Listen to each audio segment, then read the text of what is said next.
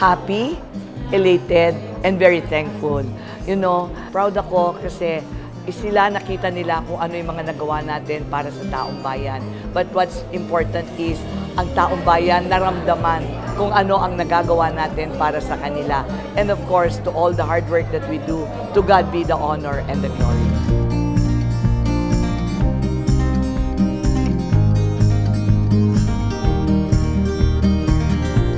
You know how good God is?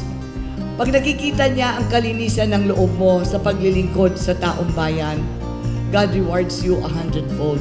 Dumating ang maraming good Samaritans that help us turn the city government around.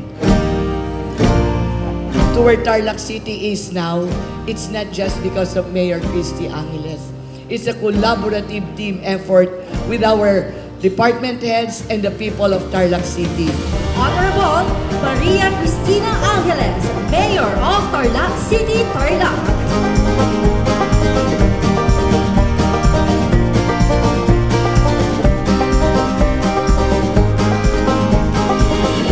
Sa lahat ng mga achievements na nakuha natin sa loob ng 9 years, inaalay ko sa Panginoong Diyos. And of course, para po ito sa taong bayan, sa mga kababayan kong taga Tarlac City na nagtiwala, naniwala at nanindigan para sa isang Mayor Christy Angeles.